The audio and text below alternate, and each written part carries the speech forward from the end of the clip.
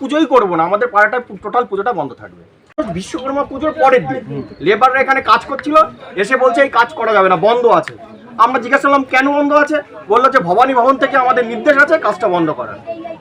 সম্পূর্ণরূপে কিন্তু কাজ বন্ধ হয়ে গেল। কামালপুরের অভিযান সংঘের যে 111 ফুট দুর্গা মাতৃ প্রতিমা করে যে রেকর্ড গড়বে ভেবেছিলেন, সেই রেকর্ড গড়া আর হলো না। কিন্তু রানাঘাটের কামালপুরের অভিযান সংঘ কমিটির সদস্যরা সম্পূর্ণরূপে কিন্তু কাজ বন্ধ করে দিলেন। ওনারা আর কোনো কাজ কিন্তু করবেন না, পুজো সম্পূর্ণরূপে বন্ধ। পাড়াটায় টোটাল পুজোটা বন্ধ থাকবে, কোনো পুজো। এখন কে বন্ধ করেছে? আমাদের পুলিশ বন্ধ করেছে, আমরা দেখতে পাচ্ছি প্রশাসন বন্ধ করেছে। প্রত্যেকটা মানুষ, গ্রামের মানুষ আজকে পুজোর সঙ্গে যুক্ত আছে। আশা করা যায় আমাদের পুজো আটকাতে পারবে না, আমার ঠাকুরটা ঠিক দাঁড় করিয়ে দেবো। তারাতের সঙ্গে নেই, সাধারণ মানুষ দলের ঊর্ধ্বে থেকে দলমত নির্বিশেষে প্রত্যেকটা মানুষ, গ্রামের মানুষ আজকে পুজোর সঙ্গে যুক্ত আছে।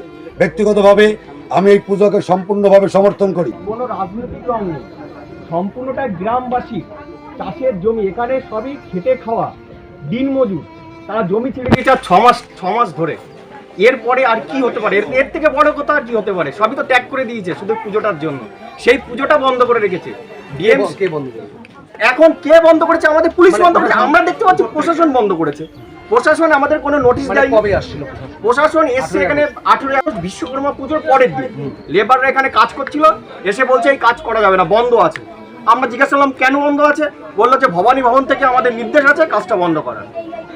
আমরা বললাম তাহলে একটা নোটিশ দেখান। জেলা শাসককে নির্দেশ দিয়েছিলেন, কিন্তু জেলা শাসক এখানে আসেননি। গ্রামের মানুষ শত চেষ্টা করেও কিন্তু পুজোটা করতে পারলেন না। আমি অনেক কমিটির ভিডিও করেছি, কিন্তু আমি এখানে কামালপুরে দেখেছি গ্রামবাসী একত্রিত হয়ে কিন্তু এখানকার পুজোটা করতে চেয়েছিলেন। বহু বিঘা জায়গা কিন্তু ওনারা ছেড়ে দিয়েছিলেন, শুধুমাত্র একটা রেকর্ড হবে 111 ফুটের মাতৃ প্রতিমা, ঐতিহ্য হবে। এত কোর্টের দ্বারস্থর পর কিন্তু কমিটির লোকেরা কিন্তু বা দাদারা কিন্তু নির্ধারণ করলেন যে এবার কিন্তু আর পুজো করবেন না, কারণ একের পর এক লড়াই।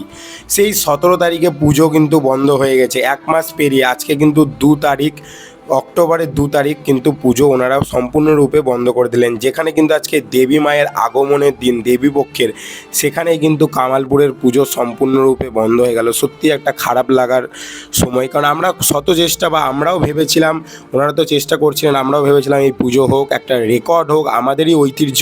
জানি না কেন এই পুজোটা বন্ধ হলো। একটা ঐতিহ্য হতো, শুধুমাত্র রানাঘাটের না, সমগ্র পশ্চিমবঙ্গের, ভারতবর্ষের কিন্তু একটা ঐতিহ্য হতো বা রেকর্ড গড়তো। কমিটির সদস্যদের মহালয়াতে উদ্বোধন করার কিন্তু একটা প্ল্যান ছিল, সেই মহালয়াতেই পুজো বন্ধ হয়ে গেল। সত্যি এতটা খারাপ লাগার বিষয়, মানে এর থেকে আর হয় না কমিটির কাছে, কারণ এত চেষ্টা করলো, এত গ্রামবাসী, 6 মাসের অক্লান্ত পরিশ্রম, এত টাকা খরচ হয়েছে, কম টাকা কিন্তু খরচ হয়নি। আর পুরো টাকাটাই ওনারা বলছেন যে গ্রামবাসীর কাছ থেকে, মানে খেটে খাওয়া দিন মজুর যারা কৃষি, ওনাদের পকেট থেকেই কিন্তু এই টাকাটা এসেছিল। এখানে বেশি স্পন্সর ছিল না, সেই টাকাটা পুজো আর হলো না, জলে চলে গেল। এরপরে হয়তো আর কোনো আপডেট নেই, কারণ পুজোর রং কিছুটা হয়েছিল দেবী মায়ের পায়ের দিকটা, কিন্তু তারপরে মুকুটটাও রং হয়েছিল, তারপরে আর কিছুই কাজ এগোয়নি। কারণ আমি যেদিন পুজো বন্ধ হয়েছে সেদিন প্রথম দিনই, মানে সেই দিনই গিয়েছিলাম, যেদিন থেকে পুলিশ ছিল তার আগের দিন রাত, তারপরের দিনই পুলিশ সর্বদা সব সময় ওনারা বললেন 24 ঘন্টা। কোর্টের একদিনের পর একদিন রায়, কোনো ফলাফলই ওনারা পাচ্ছিলেন না, কোর্টের দ্বারস্থ হয়ে পড়েছিলেন।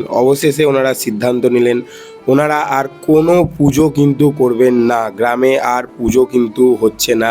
111 ফুটের, অর্থাৎ তার থেকেও বড় হয়েছিল 111 ফুটের যে রেকর্ড, সেই রেকর্ড আর গড়া হলো না। বিশ্বের কাছে কিন্তু এক বিশেষ রেকর্ড কিন্তু পৌঁছাতো এই রানাঘাটের কামালপুর, এবং কামালপুর পরপর বছর কিন্তু এরকম পুজো করলে আরও কিন্তু এই কামালপুর গ্রামটা আরও উন্নত হতো, আরও অনেক জায়গায় মানুষ জানতে পারতো।